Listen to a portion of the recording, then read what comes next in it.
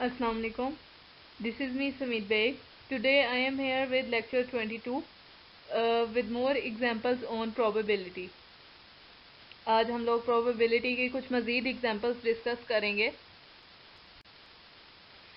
Example number first हमारे पास है In a class there are 18 juniors and 10 seniors. ठीक है, एक क्लास के अंदर हमारे पास 18 जूनियर्स हैं और 10 सीनियर्स हैं. 6 of the seniors are females and 12 of the juniors are male. जो 18 जूनियर्स और 10 सीनियर्स हैं उसमें से जो 6 सीनियर्स हैं वो फीमेल हैं और जो 12 जूनियर्स हैं वो मेल हैं. ठीक है, ये आपको डाटा गिवन है. If a student is selected at random, अगर हम किसी एक स्टूडेंट को रैंडमली कोई सिलेक्ट करते हैं, find the probability of selecting the following. तो हमने ये गिवन फॉलोइंग की हमने प्रोबेबिलिटी फाइंड आउट करनी है. फर्स्ट हमें हमसे क्या पूछा जा रहा है, अ जूनियर और अ फीमेल. और सेकंड पे हमसे प्रोबेबिलिटी पूछी गई है अ सीनियर और अ फीमेल. और सी पार्ट जो है इसका, उसमें हमसे पूछा गया है अ जूनियर और अ सीनियर. ठीक है, ये 3 पार्ट्स हैं इस क्वेश्चन के. और आपको डाटा दिया गया है क्वेश्चन के अंदर. डाटा के अंदर आपके पास टोटल जो क्लास है हमारी वो है 28 मेंबर्स की. ठीक है, 18 प्लस 10 जो है वो आपका हो गया इक्वल्स टू 28. ठीक है, तो सीनियर्स जो हैं उसमें हमारी 6 फीमेल हैं. इसका मतलब है कि 6 में से जो बाकी रिमेनिंग है वो आपके पास मेल हैं. ठीक है, क्योंकि आपकी जो सीनियर्स की क्लास है, जो क्लास के अंदर आपके जूनियर्स हैं वो 18 है. ठीक है, और यहाँ पर आपको दिया गया है कि 12 of the juniors are males. ठीक है, 18 में से आपके पास जो 12 हैं, 12 हैं, वो आपके पास जूनियर जो है वो मेल है. ठीक है, इसका मतलब है कि जो आपके पास बाकी रिमेनिंग जो 6 मेंबर्स हैं वो आपके पास फीमेल होंगी. ठीक है, अगर यहाँ पर जब सीनियर्स में आपके पास 10 सीनियर्स हैं और 10 सीनियर्स में से उसने कहा कि 6 सीनियर्स जो हैं वो फीमेल हैं. जब 6 सीनियर्स फीमेल हैं इसका मतलब है कि जो बाकी 4 जो सीनियर्स हैं वो आपके पास मेल हैं. ठीक है, इस तरह ये 10 सीनियर्स और 18 जूनियर्स हैं और 28 की आपके पास क्लास है. तो प्रोबेबिलिटी हमने ये 3 हमें पार्ट्स हैं यहाँ पर प्रोबेबिलिटी फाइंड करने के लिए. तो इसको देख लेते हैं कैसे हमने इसको सॉल्व करना है. इसके सॉल्यूशन है, पार्ट ए है हमारे पास. प्रोबेबिलिटी हमने किसकी फाइंड करनी है, अ जूनियर और अ फीमेल. ठीक है, कि जूनियर है और या वो फीमेल है. तो इसकी प्रोबेबिलिटी आपके पास क्या होगी, probability of junior plus probability of female minus probability of junior intersection female. ठीक है, इसका मतलब क्या हुआ आपके पास कि प्रोबेबिलिटी हमने जूनियर और इसको हमने यूनियन करना है. ठीक है, फीमेल. और ये किसके इक्वल होगी कि हम जूनियर और फीमेल की प्रोबेबिलिटीज को ऐड करें और उसमें से माइनस कर दें वो वाले जो पार्टिसिपेंट जो जूनियर भी हैं और फीमेल भी हैं. ठीक है, तो वो हमारे पास हैं 6. तो यहाँ पर जूनियर हमारे पास 18 थे, तो प्रोबेबिलिटी ऑफ जूनियर यहाँ पे आ जाएगी 18 डिवाइडेड बाय 28.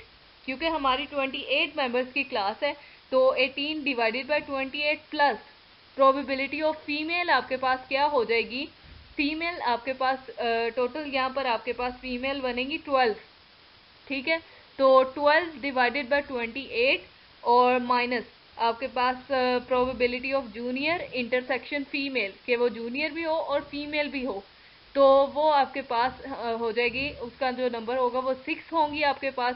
तो 6 डिवाइडेड बाय 28 को आपने यहाँ से माइनस कर देना है. ठीक है, क्योंकि ये कॉमन इनकी जो है वो प्रोबेबिलिटी, तो इसको माइनस कर देना है. तो ये आपके पास प्रोबेबिलिटी ऑफ जूनियर और अ फीमेल ये आपके पास सिंप्लीफाई होकर आ जाएगी 6 डिवाइडेड बाय 7.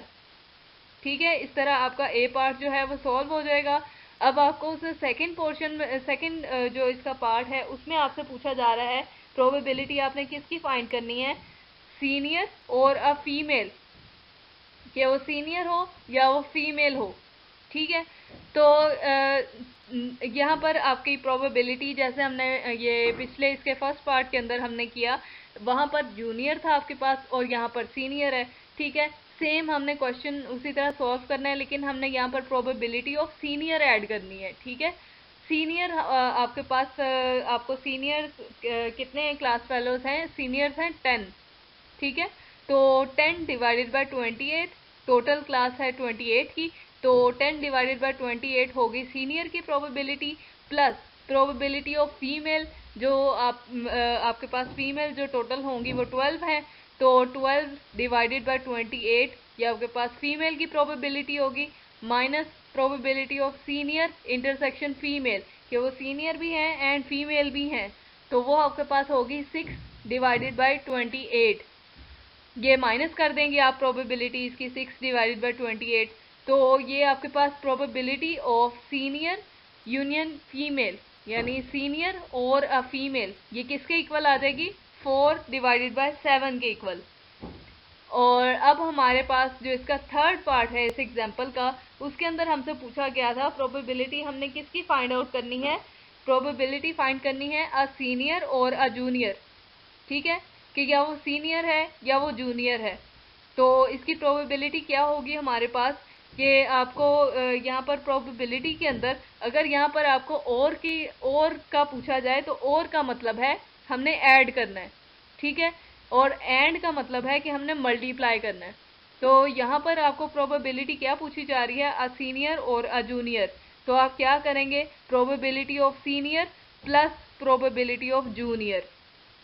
ठीक है, इन दोनों की प्रोबेबिलिटीज को आप ऐड कर देंगे, तो ये आपके पास आ जाएगा प्रोबेबिलिटी ऑफ सीनियर जो है वो आपके पास सीनियर जो है वो 10 है, तो 10 डिवाइडेड बाय 28, और जो प्रोबेबिलिटी ऑफ जूनियर, जूनियर आपके पास कितने हैं? 18, तो 18 डिवाइडेड बाय टोटल जो क्लास है वो है 28, तो 18 डिवाइडेड बाय 28, इसको हमने सॉल्व किया तो ये आपके पास सॉल्व होकर आ जाता है प्रोबेबिलिटी इसकी सीनियर और जूनियर की इक्वल्स टू 1। ठीक है, इस तरह हमने ये क्वेश्चन को सॉल्व करना है। जो यहाँ पर हमने और की कंडीशन थी, यहाँ पर हमने ऐड किया है और सीनियर और जूनियर, मतलब कि या वो सीनियर होगा या जूनियर होगा, कोई कॉमन पॉइंट नहीं है उनके बीच में, तो ये हो जाएगा probability of senior plus junior, तो वो आपकी सिंप्लीफाई होकर आ गई 1।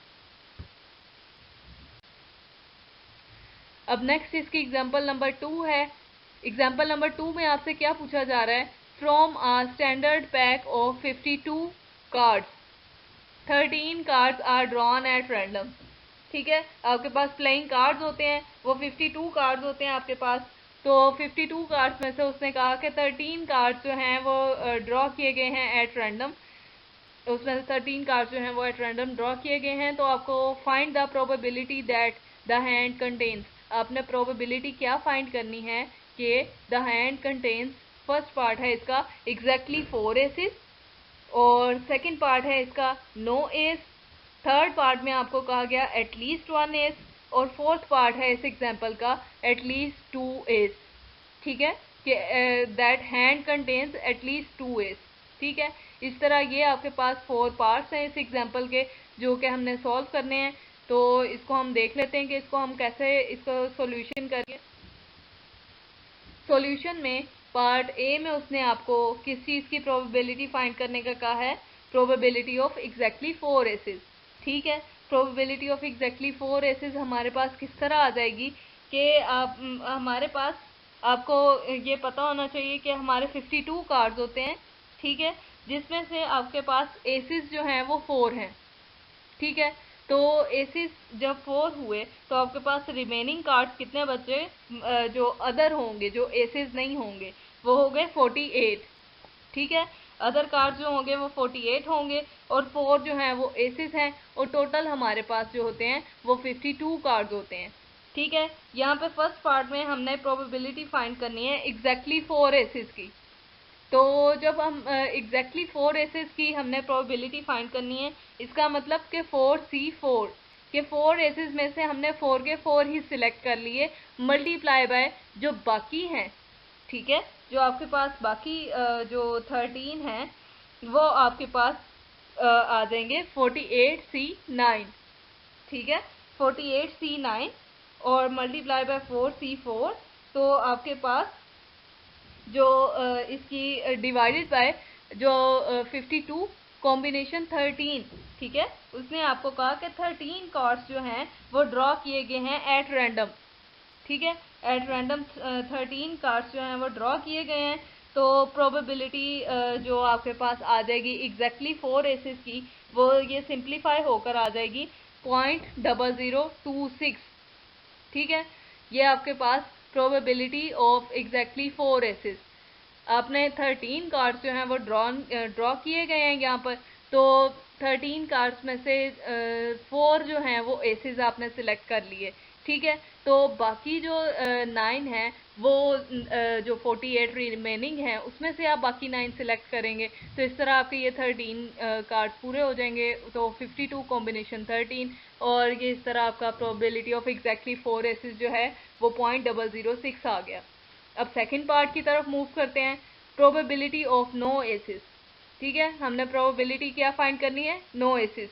तो जब हमने नो एसेस करना है, इसका मतलब कि 4 एसेस में से हम लोग 0 एस सिलेक्ट कर रहे हैं, कि मतलब कोई भी नहीं सिलेक्ट कर रहे, मल्टीप्लाई बाय 48 कॉम्बिनेशन 13। जब हम 0 एस सिलेक्ट कर रहे हैं, 4 में से 0 एस सिलेक्ट कर रहे हैं, तो इसका मतलब कि बाकी जो 13 हैं कार्ड वो रिमेनिंग कार्ड्स में से होंगे 48 में से, ठीक है।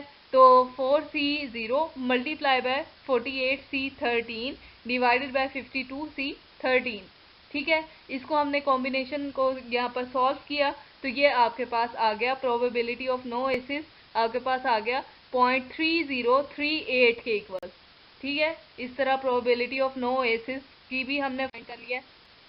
नेक्स्ट आपके पास प्रोबेबिलिटी ऑफ एटलीस्ट 1 एस आपने फाइंड करना है, ठीक है। तो प्रोबेबिलिटी ऑफ एटलीस्ट 1 एस आप किस तरह फाइंड करेंगे, 1 minus probability of no ace, ठीक है। 1 में से प्रोबेबिलिटी ऑफ 0 एस को माइनस कर देंगे, तो आपके पास क्या आ जाएगी, प्रोबेबिलिटी एटलीस्ट 1 की, एटलीस्ट 1 एस की। तो 1 माइनस आपने प्रोबेबिलिटी ऑफ नो एस पहले पिछले पार्ट्स में आपने फाइंड किया है, प्रोबेबिलिटी ऑफ नो एस मतलब कि 0 एस आप सिलेक्ट कर रहे हैं, वो आपकी आई थी 0.3038, ठीक है। इसको 1 में से आपने माइनस किया तो सिंप्लीफाई होके आपका आंसर आ गया 0.6962, मतलब ये कि आपकी प्रोबेबिलिटी ऑफ एटलीस्ट 1 एस जो है वो आपके पास फाइंड होकर आ गई 0.6962। और अब एग्जाम्पल का जो डी पार्ट था, फोर्थ पार्ट था इस एग्जाम्पल का, वो क्या था आपके पास, प्रोबेबिलिटी ऑफ एटलीस्ट 2 एसेस, ठीक है। आपने प्रोबेबिलिटी किसकी फाइंड करनी है, एटलीस्ट 2 एसेस की आपने प्रोबेबिलिटी फाइंड करनी है। तो जब ये हमने एटलीस्ट 1 एस की तो ये पिछले पार्ट में फाइंड की है, ठीक है। लेकिन जब आपको प्रोबेबिलिटी 2 एसेस की फाइंड करनी हो, एटलीस्ट 2 एसेस, तो ये आप किस तरह फाइंड करेंगे कि 1 minus probability of no ace minus probability of 1 ace, ठीक है। जब आपने किसी का भी एटलीस्ट 2 फाइंड करना है तो आपने नो एस मतलब कि 0 होगा और फिर होगा 1 एस, तो इसको जब आप माइनस करेंगे तो ये आपके पास प्रोबेबिलिटी आ जाएगी एटलीस्ट 2 एसेस की, ठीक है। प्रोबेबिलिटी ऑफ 0 एस तो आपके पास है ऑलरेडी, आपने कैलकुलेट किया हुआ है, तो 1 एस जो है इसको हम फाइंड करेंगे। तो प्रोबेबिलिटी ऑफ 1 एस आपके पास किसके इक्वल होगी, 4C1, ठीक है। हमने 1 एस सिलेक्ट करना है, एस कार्ड आपके पास 4 होते हैं, ठीक है। 4 में से आपने एक एस कार्ड को सिलेक्ट कर लिया, तो बाकी जो 12 कार्ड्स हैं वो इसका मतलब कि हमने अदर जो कार्ड्स हैं अदर देन एसिस उनमें से सिलेक्ट करेंगे। तो इस तरह ये आपके 4C1 multiply by 48C12 divided by 52C13, ठीक है। इसको जब आपने सॉल्व किया तो ये आपके पास आ गया सॉल्व होके 0.4388, ठीक है। इसकी प्रोबेबिलिटी आपके पास आ गई 0.4388। और अब इसकी वैल्यू को हम प्रोबेबिलिटी ऑफ एटलीस्ट 2 एसेस के अंदर पुट करते हैं, तो 1 माइनस 0.3038 माइनस 0.4388, ठीक है। इसको हमने पुट किया वैल्यूज को, तो आपके पास सिंप्लीफाई होके प्रोबेबिलिटी ऑफ एटलीस्ट 2 एसेस का आंसर क्या आ गया, 0.2574, ठीक है। ये प्रोबेबिलिटी ऑफ एटलीस्ट 2 एसेस जो है वो आपके पास होगी 0.2574। इस तरह ये एग्जाम्पल भी हमारी सॉल्व होगी। और अब नेक्स्ट एग्जाम्पल की तरफ मूव करते हैं। एग्जाम्पल नंबर 3, ठीक है। इसके अंदर आपसे क्या पूछा गया है, a bowl contains B1 2 red 4 white balls. ठीक है, हमारे पास एक बाउल है, इसको हमने B1 कहा है, उसके अंदर 2 रेड बॉल्स हैं और 4 वाइट बॉल्स हैं। और B2 contains 1 red and 2 white balls. एक बाउल 2 है हमारे पास, सेकंड बाउल है, उसके अंदर हमारे पास 1 रेड बॉल है और 2 वाइट बॉल्स हैं। ठीक है, 2 बाउल्स हो गए। B3 contains 5 red and 4 white balls. जो आपके पास थर्ड, आपके पास एक और बाउल भी है, थर्ड बाउल, उसके अंदर आपके पास है 5 रेड और 4 वाइट बॉल्स। ठीक है, उसके अंदर आपके पास 5 जो है वो रेड बॉल्स हैं और 4 जो हैं वो वाइट बॉल्स हैं। The probability of selecting the bowl B1 B2 and B3 are. और जो बाउल को सिलेक्ट करने की प्रोबेबिलिटीज हैं वो आपको यहाँ पे गिवन है, और वो क्या है, 1/3, 1/6 एंड 1/12 रिस्पेक्टिवली। ठीक है, ये 3 बाउल्स की भी आपको सिलेक्शन की प्रोबेबिलिटीज गिवन है क्वेश्चन के अंदर। अब नेक्स्ट क्या कह रहे हैं, a ball is drawn at random from these bowls. ठीक है, हमने एक बॉल जो है वो ड्रॉ की है इन बॉल्स के अंदर से। तो हमने फाइंड क्या करना है, find the probability that it is a red ball. Part A में आपसे क्या कहा जा रहा है कि it is a red ball, के जो बॉल है वो रेड है। और पार्ट बी में वो आपसे क्या पूछ रहा है, if a red ball is drawn find the probability that a ball is drawn from B1 B2 and B3। ठीक है, अगर एक रेड बॉल जो है वो ड्रॉ की गई है तो हमने प्रोबेबिलिटी किसकी फाइंड करनी है, कि B1 की, B2 की एंड B3 की। ठीक है, कि बॉल जो है वो इन तीनों बॉल्स में से ड्रॉ की गई है। तो यहाँ पर फर्स्ट पार्ट जो है वो है it is a red ball. तो इस एग्जाम्पल के अंदर आपको 3 बॉल्स गिवन है। ठीक है, फर्स्ट बॉल के अंदर आपके पास कितनी बॉल्स हैं, 6। ठीक है, 2 + 4, 2 रेड बॉल्स हैं और 4 वाइट बॉल्स हैं। तो यहाँ पर आपके पास 6 बॉल्स हैं। और जो B2 है इसके अंदर आपके पास 3 बॉल्स हैं, एक रेड है और 2 वाइट है। और जो B3 है उसके अंदर आपके पास है 9 बॉल्स। ठीक है, 5 रेड हैं और 4 वाइट बॉल्स हैं।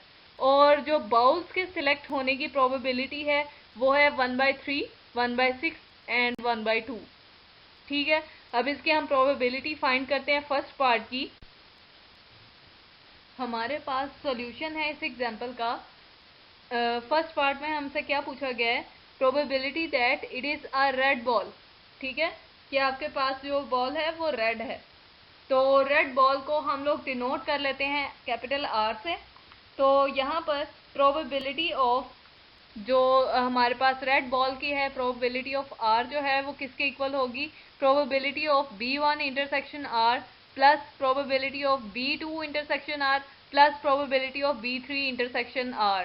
मतलब क्या, कि आपके पास जो रेड बॉल है वो या तो फर्स्ट बाउल में से होगी, या सेकंड बाउल में से भी वो सिलेक्ट हो सकती है, या वो थर्ड बाउल में से भी सिलेक्ट हो सकती है। ठीक है, हम इन तीनों को हम ऐड करेंगे।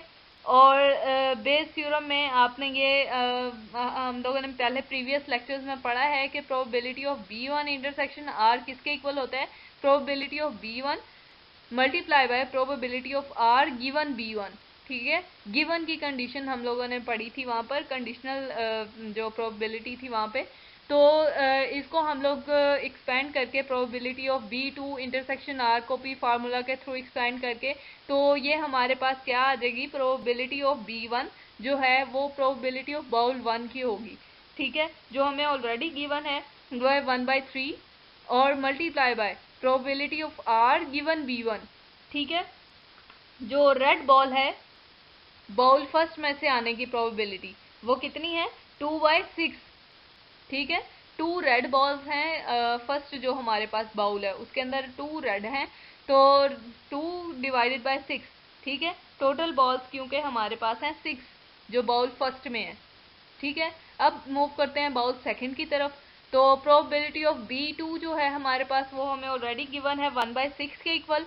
और probability of R given B2 क्या होगी कि हम सेकंड बाउल में से जो है रेड, सेकंड बाउल में रेड जो है वो 1 है, तो 1/3 हो जाएगा, क्योंकि वहाँ पे टोटल जो आपके पास बॉल्स हैं वो 3 हैं।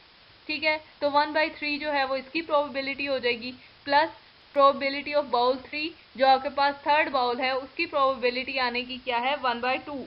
ठीक है, जो कि आपको क्वेश्चन में ऑलरेडी गिवन है, तो उसको आपने पुट किया, प्लस मल्टीप्लाई इसको करना है probability of R given B3 से, कि मतलब बाउल 3 के अंदर जितनी रेड बॉल्स हैं उसकी प्रोबेबिलिटी, तो वो आपके पास होगी 5/9, क्योंकि वहाँ पर टोटल 9 बॉल्स हैं और जिसमें से 5 रेड है। ठीक है, तो 5/9, और इस तरह आपने इन तीनों प्रोबेबिलिटीज का जो आपने इनको ऐड करना है और सिंप्लीफाई करके आपके पास आ गया 4/9, जिसको आप मजीद सिंप्लीफाई करके आप ये लिख सकते हैं 0.44 लिख सकते हैं इसको। तो ये आपके पास आ गई probability that it is a red ball. ठीक है, अब आपके पास सेकंड जो इसका पार्ट है इस एग्जांपल का, उसके अंदर आपसे क्या पूछा गया है कि if red ball is drawn from bowl first, second and third. ठीक है, ये तीनों बाउल्स के अंदर से आपने जो है बॉल ड्रॉ करनी है। तो इसका क्या मतलब है कि आपने क्या फाइंड करना है, probability of B1 given R। ठीक है, probability of B2 given R, probability of B3 given R। ठीक है, कि प्रोबेबिलिटी के हर बाउल में से जो है वो रेड बॉल ड्रॉ की गई है, इस चीज़ की आपने प्रोबेबिलिटी फाइंड करनी है। ठीक है, तो इसको देख लेते हैं कि आपने कैसे सॉल्व करना है।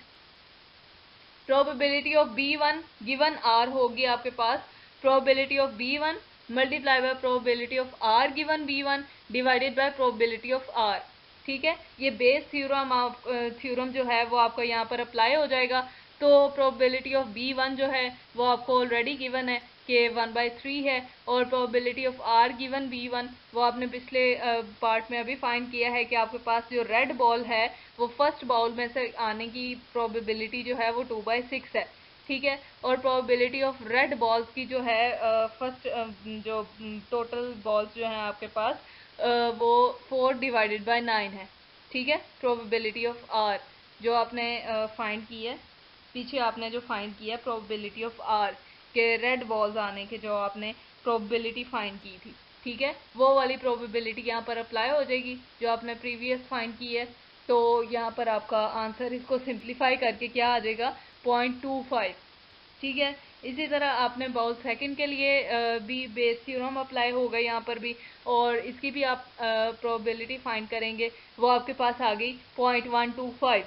ठीक है, अब जो आपके पास थर्ड पार्ट था इस सेकंड पार्ट के अंदर जो उसने थर्ड जो पूछा था बाउल का, तो वो आपके पास बेस थ्योरम के बाद उसका जो रिजल्ट आएगा वो आपका आ गया 0.625। ठीक है, इस तरह हमने तीनों बाउल्स के ऊपर जो है थ्योरम के थ्रू हमने फार्मूला लगा के और वैल्यूज पुट करके उसके अंदर बाउल्स की कि बाउल्स की कितनी थी और रेड बॉल की कितनी प्रोबेबिलिटीज़ आ रही थी, तो उसको यूज़ करते हुए हमने बेस थ्योरम अप्लाई करके तो यहाँ पर हमने ये फॉलोइंग रिजल्ट कंडक्ट किए हैं। जो probability of B3 given R है वो आपके पास आ जाएगा 0.625।